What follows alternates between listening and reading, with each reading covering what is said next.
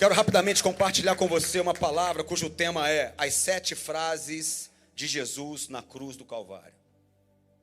Quanto mais nós nos aproximamos de Cristo e entendemos que dos lábios do Senhor saem para a nossa direção tudo aquilo que nós precisamos, né? A palavra diz que o coração do homem faz planos, mas a resposta certa vem dos lábios da sua sogra. É isso, irmãos? Vem dos lábios do Senhor, amém? E esse é o tema nuclear, é o tema central. Cristo, ele é o alfa e o ômega, ele é aquele que estava no início, ele está no meio e ele certamente estará no final. Eu quero ler com os irmãos a primeira carta a Timóteo, do apóstolo Paulo, no primeiro capítulo do versículo 15, que diz assim: fiel é a palavra e digna de toda a aceitação. Diga comigo, toda a aceitação é a palavra de Deus. Então, fiel é a palavra e digna de toda a aceitação. Que Cristo Jesus veio ao mundo para salvar os pecadores, dos quais eu sou o pior. Aqui o apóstolo Paulo está, em primeiro lugar, dizendo que a palavra de Deus é fiel. Amém, irmãos? Porque Deus é fiel. Você crê nisso? Então diga, Deus é fiel. Diga com mais fé, Deus é fiel. Mas eu tenho algo para dizer para você, querido. Deus não é fiel a você. Que é isso, pastor? Heresia? Como assim? Deus não é fiel a mim?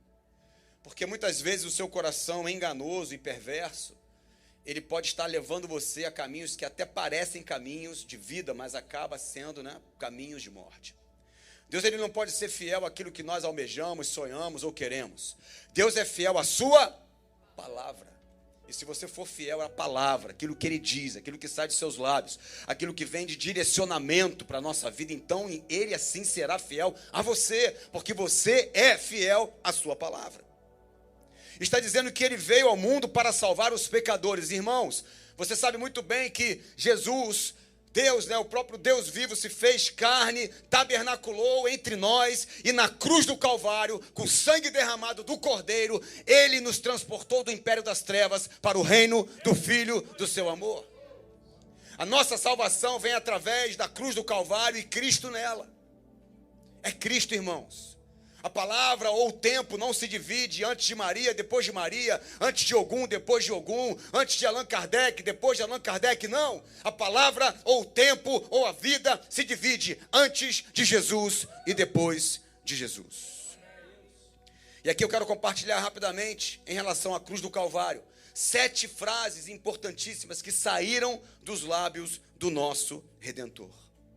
E a primeira delas a primeira frase que sai dos lábios do Senhor, enquanto ali crucificado naquela cruz, Pai, perdoa-lhes, porque eles não sabem o que fazem. A capacidade de Cristo perdoar em um momento que, irmãos, ainda bem que Jesus é quem foi crucificado, e não Brinco, não Alexandre, não Leonardo Fusaro. Porque a capacitação que Cristo tinha, a capacidade que Jesus tinha de perdoar em um momento tão difícil, onde eu e você, em momentos tão, precários, tão cotidianos, não conseguimos liberar perdão e somos endurecidos em nossos corações carnais. E eu pergunto, quem é você quando você está sozinho? A falta de perdão é o veneno que tomamos esperando a morte do outro. A falta de perdão é o quão longe de nós estamos caminhando de Cristo ou perante a sua direção nas nossas vidas.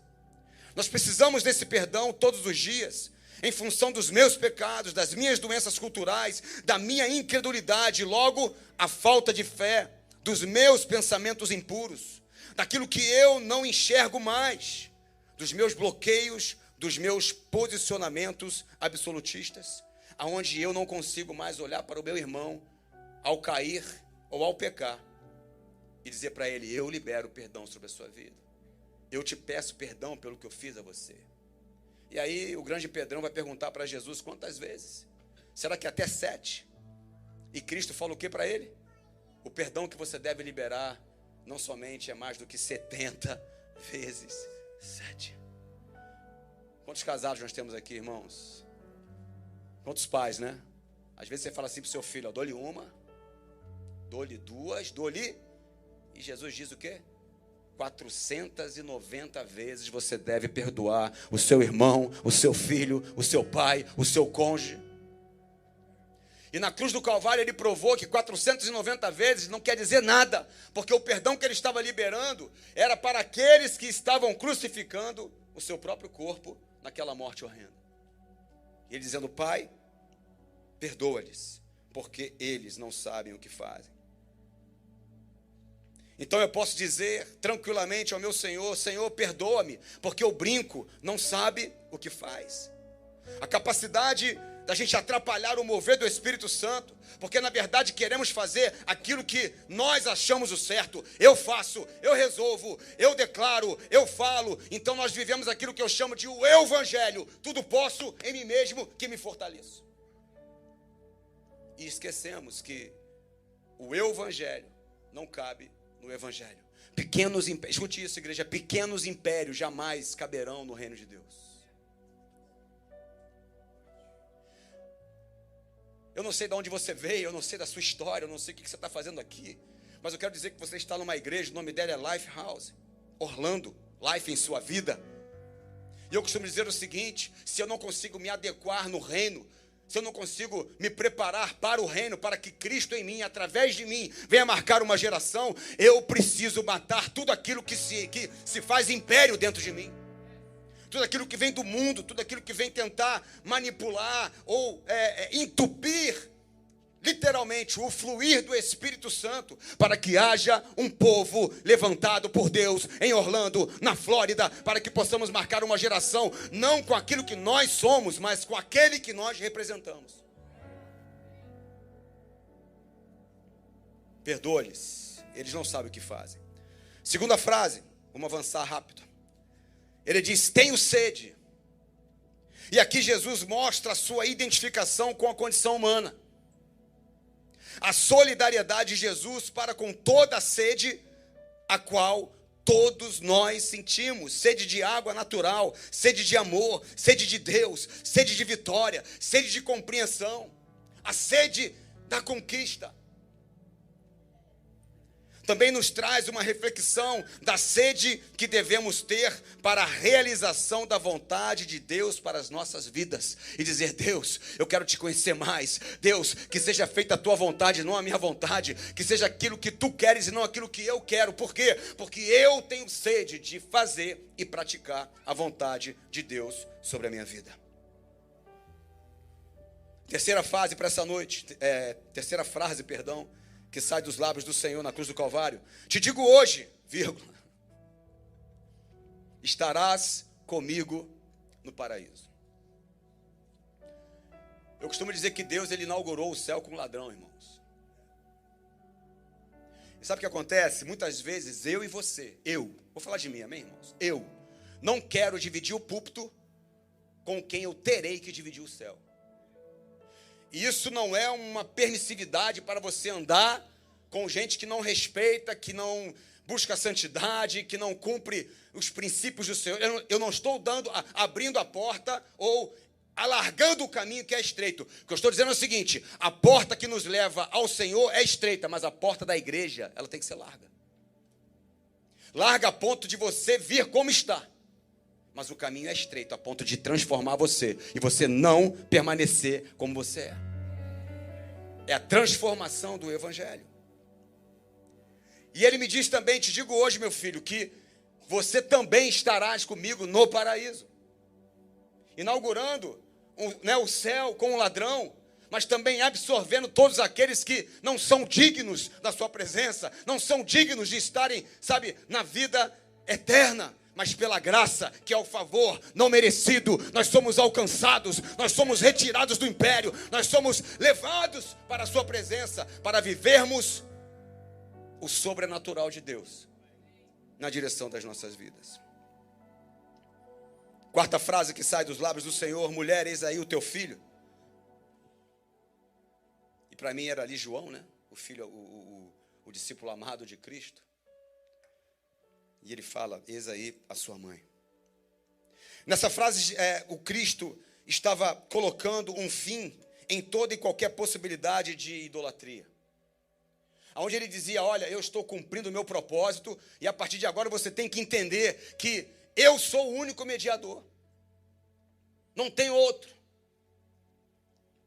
Eu sou o único mediador entre você e Deus.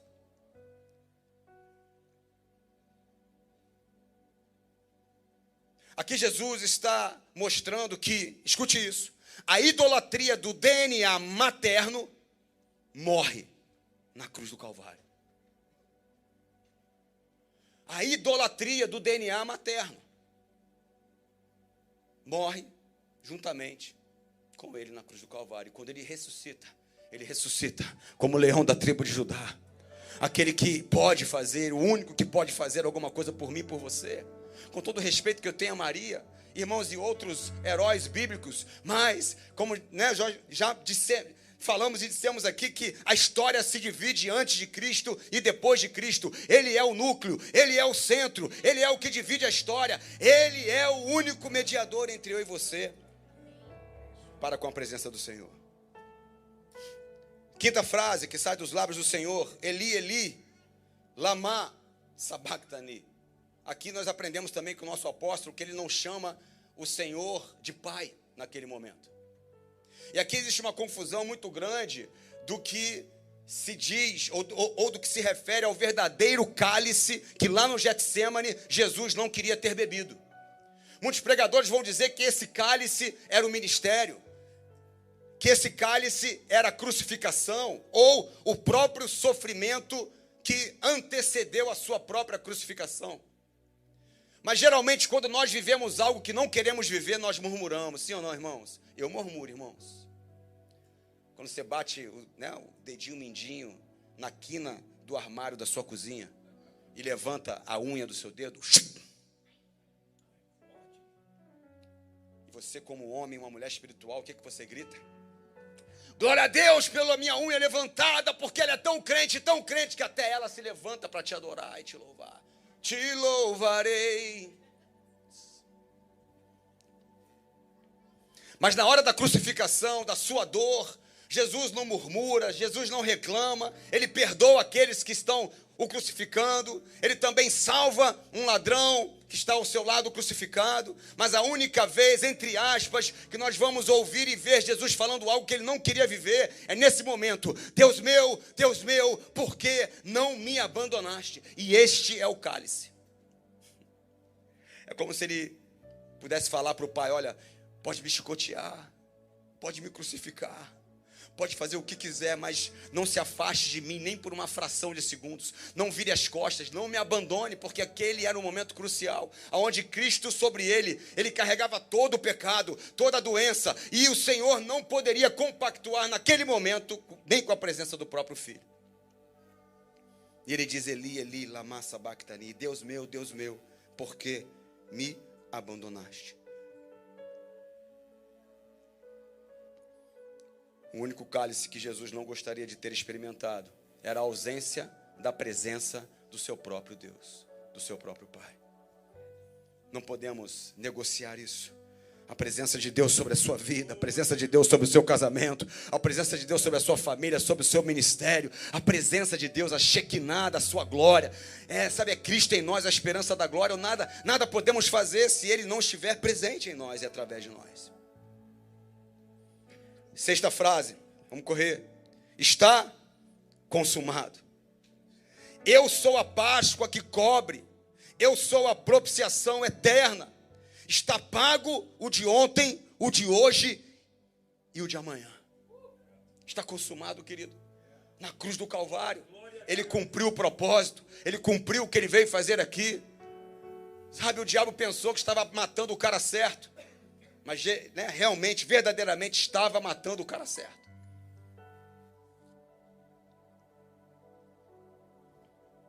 Precisamos entender que às vezes a vitória da nossa vida, no primeiro momento, ela não se desenha como vitória. Então precisamos também aprender a valorizar os momentos de derrota e valorizar os momentos do processo. Escute isso, querido. Quem valoriza a derrota não está adequado para celebrar a vitória. Então pare de valorizar as suas derrotas. Ai, pastor, você não sabe o que me aconteceu, mano. Não sabe o que eu estou vivendo. Não, porque eu preciso fazer isso para cumprir isso, sabe? Mas se você começa a olhar para a vitória, independente das suas derrotas, se você começa a entender, eu quero profetizar sobre a tua vida nessa noite, que o tamanho da sua guerra será proporcional ao tamanho da vitória que Deus irá entregar na direção da sua vida e da sua casa. E permanecer fiel no meio da sua guerra, no meio das suas derrotas, sabendo que no final, Cristo venceu na cruz do Calvário, e Ele disse, já está consumado, tudo já está pronto para mim e para você.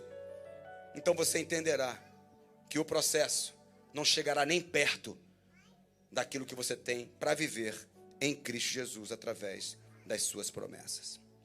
Sétima e última frase, que sai dos lábios do Senhor: Pai, em tuas mãos eu entrego o meu espírito. A nossa confiança deve ser a ponto de entregarmos o nosso próprio espírito àquele que o criou. E muitas vezes olhamos para Ele com um ar de desconfiança, sabendo que Ele pode fazer, mas assim mesmo nós colocamos o Senhor em um patamar de dúvida e perguntamos para os nossos próprios corações, será que realmente vai acontecer? Mas se Deus disse que vai acontecer, acontecerá. E a pergunta dessa noite, terminando aqui para você, falta 2h54, descendo o tempo. Qual a frase que hoje você diria para Cristo Jesus? Qual a frase que sai da sua boca? Você tem um coração agradecido? O que você tem falado dele? Olha, o que sai da sua boca vai revelar sim o seu coração, porque a palavra diz que a boca fala, o que está cheio, o coração. Qual a palavra que sai da sua boca? Qual, a afirmação que sai dos teus lábios, principalmente na hora da guerra, principalmente na hora da luta, principalmente na hora do gigante? Não, pastor, tu não sabe o tamanho da guerra. A guerra é muito maior do que eu. Eu tenho só uma palavra para você nessa noite. A guerra pode ser maior do que você, mas não será maior do que o Deus que você serve. Não é maior do que Ele. E quando você está, direcionado, quando você tem essa cobertura apostólica, quando você tem uma prática de ouvir a palavra, a frase, o direcionamento que sai da boca do Senhor, você sabe exatamente a quem você serve. Deus é aquele que está em nós, e Ele é maior do que aquele que está no mundo.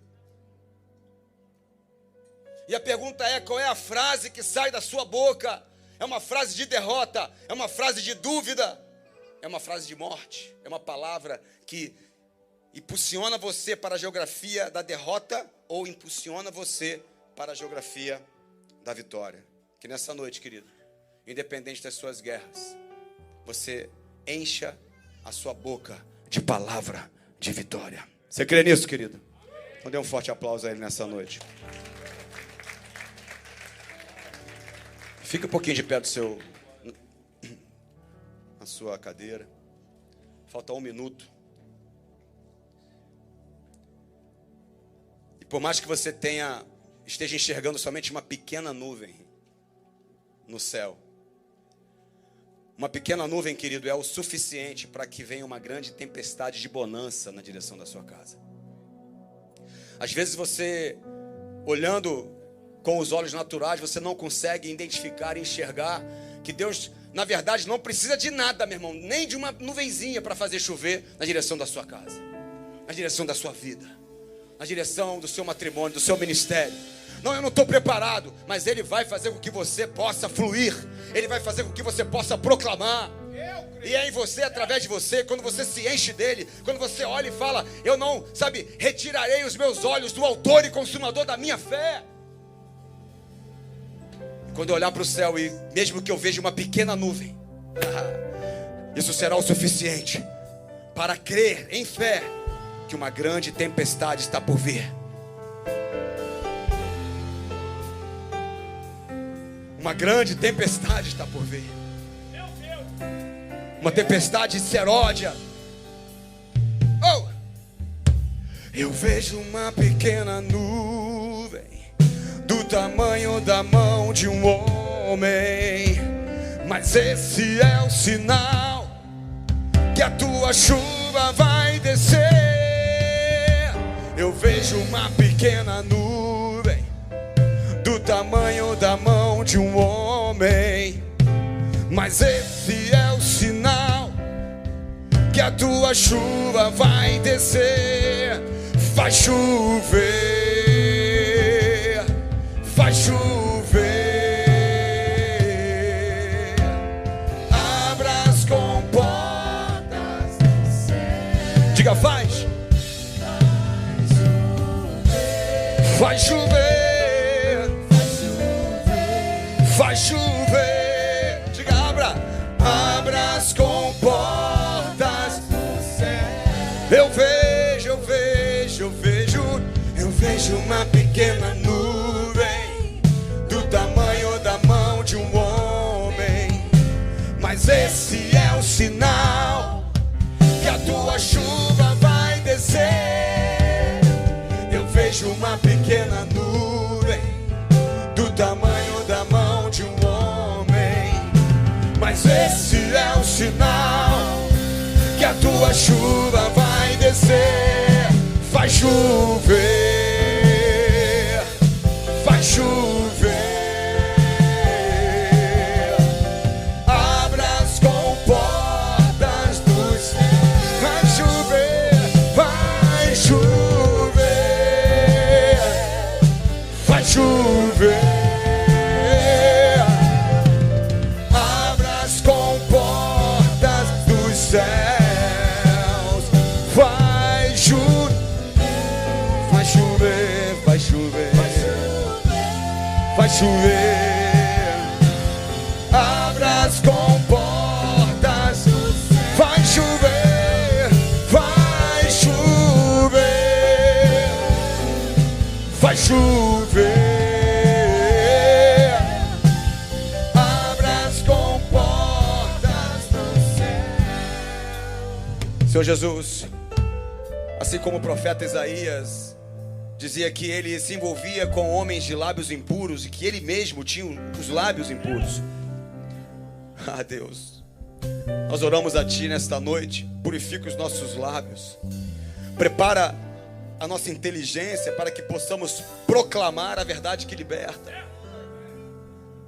Deus, a palavra é uma semeadura que certamente colheremos, e a planta e a semente que eu planto é a planta que eu colho. A semente que eu planto é a planta que eu colho.